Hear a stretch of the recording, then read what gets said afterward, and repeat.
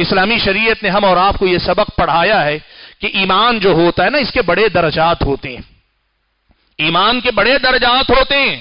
جس آدمی کا ایمان مضبوط ہوتا ہے نا، وہ مشکل سے مشکل حالات میں جم جاتا ہے، ڈٹ جاتا ہے، ثابت قدم رہتا ہے. حالات بدلتے رہتے ہیں لیکن ایک ایمان والے کو وہ بدل نہیں سکتے. لیکن اس کے مقابلے میں جس آدمی کا ایمان کمزور ہوتا ہے، کمزور ایمان والا آدمی ہوا کے رخ پہ پھر جاتا ہے، گھوم جاتا ہے، مڑ جاتا ہے، جھک جاتا ہے، اور کئی بار تو جس طرح درخت جڑ سے اکھڑ جاتا ہے، ایسے ہی کمزور ایمان والا حالات کے تھپیڑوں کا شکار ہو کر ایمان کی دولت بھی گوا بیٹھتا ہے. ایمان ایک ایسی چیز ہے کہ جس کے درجات ہیں.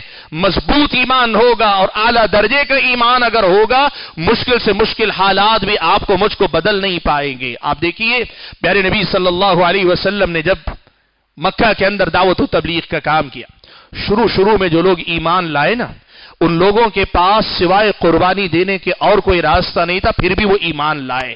اور ایمان لائے تو اتنا مضبوط ایمان ان کا تھا، مکے والوں نے طرح طرح سے ستایا، پریشان کیا، گھر تنگ کر دیے، ہجرت پہ مجبور کیا، ساری پریشانیاں مسلمانوں نے جھیل لی.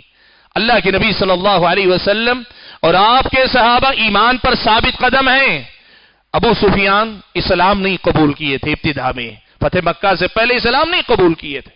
اللہ کے نبی نے جب ہرقل کو خط لکھ کر بھیجا، ہرقل کے دربار میں ابو سفیان کو بلایا گیا، اس لیے کہ ملک شام میں وہ تجارت کے غرض سے تھے. ہرقل نے اللہ کے نبی کے بارے میں جانکاری حاصل کرنے کے لیے ابو سفیان سے کئی سوالات پوچھے. ان میں سے ایک سوال ہرقل نے یہ پوچھا، جہاں دیدہ بادشاہ تھا، تجربہ کار حکمران تھا، اس نے پوچھا، اچھا یہ بتاؤ اس نئے نبی پر ایمان لانے والے جتنے لوگ ہیں، کیا ان میں سے کوئی آدمی ایسا بھی ہے جس نے ایمان لانے کے بعد ایمان چھوڑ کر واپس جانا پسند کیا ہو، مرتد ہو گیا ہو، واپس اپنے آبا و اجداد کے دین کی طرف چلا گیا ہو؟ ایسے بھی کچھ لوگ ہیں کیا؟ اللہ کے نبی صلی اللہ علیہ وسلم کے صحابہ کا جو ایمان تھا نا، ابو سفیان نے اس کی گواہی دی. ہرقل کے سامنے کہا کہ نہیں، ہم نے بہت ستایا، ہم بہت تنگ کر رہے ہیں، ہم نے بہت سزائیں دی، لیکن اس کے باوجود ایک بھی ایسا نہیں ہے جو دین کو چھوڑ کر واپس پلٹ گیا ہو. اس نے اور بھی کئی سوالات کیے، اور پھر اس کے بعد حضرت ابو سفیان کے ہر جواب کے اوپر اپنا ایک کمنٹ، اپنا ایک تبصرہ ہرقل نے کیا. جہاں دیدہ بادشاہ تھا، اس نے کہا، میں نے تم سے پوچھا کہ اس نبی پر ایمان لانے والوں میں سے کوئی اپنا دین چھوڑ کر واپس بھی پلٹا ہے؟ تم نے کہا کہ نہیں، کوئی پلٹ کر نہیں گیا ہے. سنو، وَكَذَا الْإِيمَانِ إِذَا خَالَطَتْ بَشَاشَتُهُ الْقُلُوبِ، مسئلہ سمجھو. ابو سفیان کو ہرقل سمجھا رہا ہے، کہہ رہا ہے کہ دیکھو، ایمان جب اس کی بشاشت یعنی اس کی تازگی آدمی کے دل کی گہرائی میں اتر جاتی ہے تو اس کا حال یہی ہوتا ہے، وہ جان سے جاتا ہے لیکن ایمان سے نہیں جاتا، وہ اپنی جان دے دیتا ہے لیکن اپنے ایمان سے دستبردار نہیں ہوتا. بھائیو یاد رکھنا یہ بڑی اہم بات کہ ایمان کو جتنی گہرائی تک اتارو گے اتنا ہی مضبوط ایمان میرا اور آپ کا ہوگا، اور مشکل سے مشکل حالات میں بھی ہمیں اور آپ کو ثابت قدم رکھے گا. اور اللہ نہ کرے کوئی ویسے حالات ہو، لیکن اگر جان پر بھی بن آئی، آدمی جان سے جائے گا لیکن دین و ایمان کی حفاظت کر لے گا. اور اگر یہ نہیں ہوا، ایمان اگر کمزور رہا تو کیا ہوگا پتہ ہے؟ ایمان اگر کمزور ہوگا، آدمی ذرا سا خوف آیا ایمان سے دستبردار، ذرا سا لالچ آیا آدمی ایمان سے دستبردار، ذرا سا آدمی کو مشکلات کا سامنا ہوا سمجھوتا کرنے کے لیے تیار. یاد رکھنا کمزور ایمان والوں کا ایمان زیادہ تر مشکل حالات کا سامنا نہیں کر پاتا. اب ایسا ہی ایمان مجھ کو اور آپ کو چاہیے جو ایمان ہر حال میں مضبوط رہے. تو کیا ہوگا؟ تمناؤں سے یہ ایمان نہیں ملے گا، آرزوں اور خواہشوں سے ایمان کی یہ پختگی نصیب نہیں ہوگی، صرف دعوے کرنے سے ہم پکے مومن نہیں ہوں گے.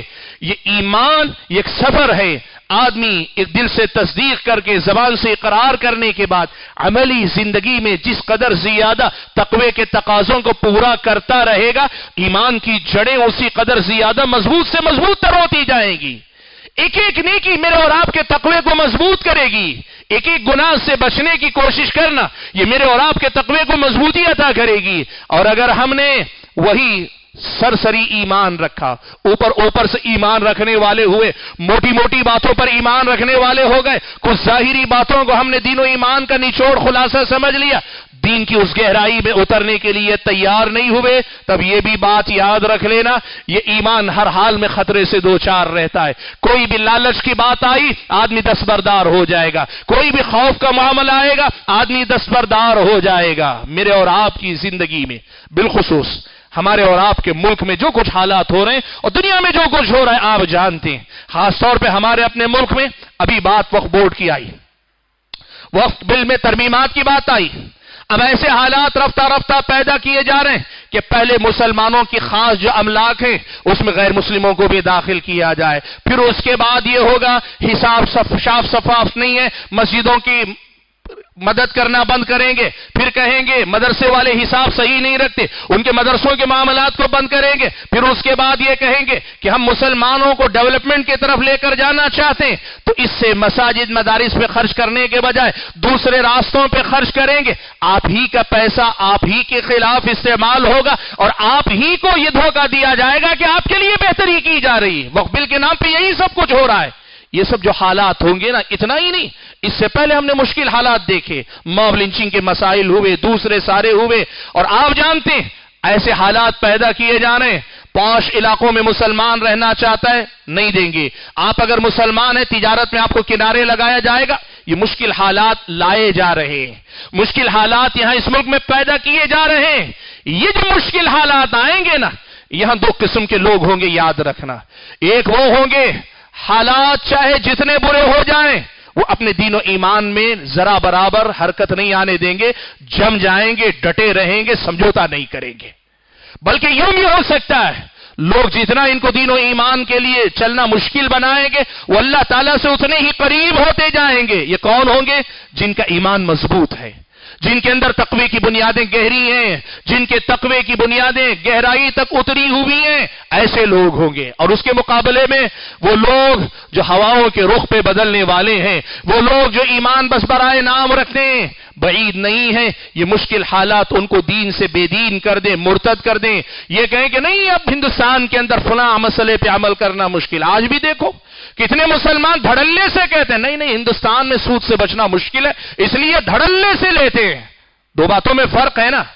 ایک چیز یہ ہے کہ آپ کہیں سانپ سے ڈسنا، سانپ ڈسے گا تو بچنا مشکل ہے، آپ یہ کہیں سانپ ڈس لیتا ہے، بات الگ ہے۔ اور دوسرا یہ کہ آپ کہیں سانپ کے ڈسے سے بچنا مشکل نہیں، آپ جا کے اس کی بل میں ہاتھ ڈالیں۔ مسلمانوں کا حال ہی کہتے ہیں آج کے حالات میں سود سے بچنا مشکل ہے، اس لیے دھڑلے سے سود، ساری زندگی سود میں ڈبو لیے۔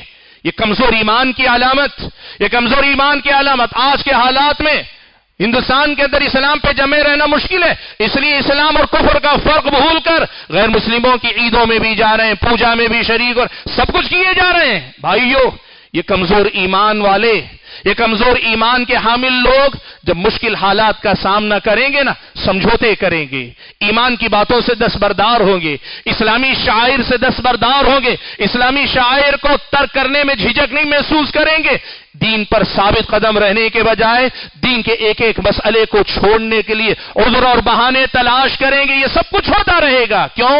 بنیاد اصل میں ایمان کی ہے۔ ایمان اگر کمزور ہوگا تو پھر آدمی بہانے ہزار ملیں گے۔ آدمی اگر کرنا چاہے مشکل حالات میں بھی اللہ تعالیٰ کی بندگی کر سکتا ہے، لیکن آدمی پہلے ہی سے طے کر کے بیٹھا ہو کہ میں ایمان برائے نام اپنی زندگی میں رکھوں گا، وہ سمجھوتے کرے گا، دستبردار ہوگا۔ بھائیو بات جو آپ کے سامنے رکھنا چاہتا ہوں وہ یہ، ماہ رمضان نے ہماری تربیت کی، تقویٰ کیا ہے یہ بتایا۔ اس تربیت کی ضرورت ویسے بھی ہماری زندگی میں ہے، لیکن حالات اگر مشکل ہونے والے ہوں وہاں اس تربیت کو زیادہ مضبوطی سے پکڑے رہنے کی ضرورت ہے، وہاں زیادہ مضبوطی کے ساتھ تقوی کی سبق کو یاد رکھنے کی ضرورت ہے۔ یہ جو تقوی اللہ تعالیٰ نے جس کی تربیت پورے رمضان کی ہے، اسے اپنی زندگی میں اپنے ساتھ لے کر آگے بڑھنے کی ضرورت ہے۔ یہ تربیت گاہ جس سے اللہ تعالیٰ نے ہمیں گزارا ہے، اگلے 11 ماہ نہیں پوری زندگی کے لیے ہمیں اپنے ساتھ اس تربیت کو لے کر چلنے کی ضرورت ہے۔ اور سنیں، جب آدمی ایسے مضبوط ایمان والا ہوگا نا تو اللہ نہ کرے وہ حالات بھی آئیں جن کی پیشن گوئی اللہ کے نبی نے کی۔ اللہ کے نبی نے ایک پیشن گوئی کی، ابھی حالات ویسے نہیں ہوئے لیکن اگر اتنے مشکل حالات بھی ہوں گے تو آدمی ایمان والا ایمان پر ثابت قدم رہے گا. وَكَذَا الْإِيمَانِ إِذَا خَالَطَتْ بَشَاشَتُهُ الْقُلُوبُ، اس لیے کہ ایمان کے اندر اللہ نے یہ طاقت رکھی ہے کہ جب وہ دلوں کی گہرائی میں اتر جائے، زندگی میں ہر جگہ آ جائے، تو پھر آدمی جان سے جاتا ہے، ایمان سے سمجھوتا نہیں کرتا. کیا حالات ہیں؟ اللہ کے نبی صلی اللہ علیہ وسلم نے فرمایا، سنن ترمذی وغیرہ کی روایت ہے، اللہ کے نبی نے فرمایا ان من ورائکم ایامہ الصبر فیہن مثل القبض علی الجمر. اللہ کے نبی نے کہا تمہارے بعد، صحابہ سے خطاب کرتے ہوئے کہہ رہے ہیں تمہارے بعد یعنی بعد کے زمانے میں ایسے ایام بھی آنے والے، ایسے دن بھی آنے والے کہ الصبر فیہن، دین پر جمے رہنا ان دنوں میں، ان حالات میں، اس ماحول میں دین پہ جمے رہنا کالقبض علی الجمر، دہکتے انگارے کو اپنے ہاتھ میں پکڑنے جیسا. آدمی کو آگ کی لو لگ جاتی، آدمی ہاتھ جھٹ سے کھینچ لیتا ہے. آگ کی صرف بھاپ لگ جائے، آدمی جھٹکے سے کھینچ لیتا ہے.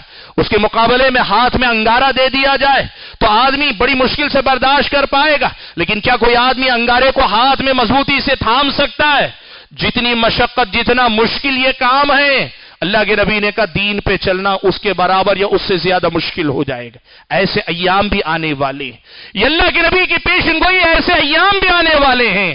ظاہر سی بات ہے اتنی مشکل حالات میں بھی دین پر ثابت قدم رہنا ہے، تو جو آدمی ان آسان حالات میں ثابت قدم نہ رہ پائے، مشکل حالات میں جا کے دین پہ کیا ثابت قدم رہ پائے گا؟ آپ خود اپنے آپ سے پوچھیں. ہم چھوٹی چھوٹی باتوں پہ دین سے سمجھوتا کرنے والے اگر ہو جائیں، اللہ نہ کرے وہ مشکل دن دیکھنے پڑ جائیں، انگارے کو ہاتھ میں پکڑنے کے برابر دین پہ چلنا ہو جائے، تو کیا ہم واقعی معنوں میں دین پہ ثابت قدم رہ پائیں گے؟ سبحان اللہ. ایسے حالات میں دین سے دستبردار ہونے لگیں گے تو پھر تو اللہ تبارک و تعالی حفاظت فرمائے. میرا اور آپ کا خاتمہ کیا ہوگا وہ اللہ ہی بہتر جانے. لیکن اگر ہم نے اب سے تربیت پائی اور اللہ نہ کرے وہ دن آ بھی گئے اور ان دنوں میں ہم نے مشکل حالات میں دین پہ ثابت قدمی اب اختیار کی، تو اللہ کے نبی نے کہا للعامل فیہ اجر 50 منکم. اس زمانے میں اگر کوئی آدمی دین پر ثابت قدم رہے گا، بعض اہل علم نے کہا نیکی کا حکم دینے اور برائیوں سے روکنے کا کام کرے گا. جب نیکی پر بولنا مشکل ہوگا، برائی سے روکنا مشکل ہوگا، تب وہ یہ کام کرے گا. اور بعض اہل علم نے کہا ان حالات میں جن مسائل پہ عمل کرنا مشکل ہوگا، ان مسائل پہ آدمی جم کر عمل کرے گا. تو اللہ کے نبی نے فرمایا عمل کرنے والا ایک ان میں سے ہوگا، لیکن تم میں سے 50 لوگوں کے عمل کے برابر اللہ ثواب دے گا. صحابہ نے پوچھا اللہ کے نبی یہ 50 آدمی ان میں کے 50 آدمی یا ہم میں کے؟ اللہ کے نبی نے کہا تم میں کے 50 آدمیوں کے برابر اللہ تعالیٰ ثواب عطا فرمائے گا. بڑی اہم بات ہے، سمجھیے اس بات کو. یعنی مان لیجئے کہ آدمی کو سچ بولنے کے لیے بہت ساری تکلیفوں کا سامنا کرنا پڑ رہا ہے، لیکن آدمی سچ بول رہا ہے. وہ مشکل ایام جہاں پر آگ اپنے انگارے کو ہاتھ میں پکڑنے کے برابر سچ بولنا، لیکن آدمی سچ بول رہا ہے. اللہ کے نبی نے کہا صحابی اگر سچ بولے تو جو ثواب ملتا ہے ایسے 50 صحابہ کے سچ بولنے کے برابر اس ایک سچ بولنے والے آدمی کو اللہ تعالیٰ اجر عطا فرمائے گا. اتنی بڑی فضیلت ہے اس آدمی کی جو مشکل حالات میں، ناموافق حالات میں دین پر ثابت قدم رہے اور کہے کچھ بھی ہو میرا دین سب سے زیادہ مجھے عزیز ہے. ایسی مضبوطی اختیار کرنے والے کی اتنی فضیلتیں اللہ کے نبی نے بیان فرمائی. ظاہر بات ہے یہ فضیلت آسانی سے تو نہیں ملے گی.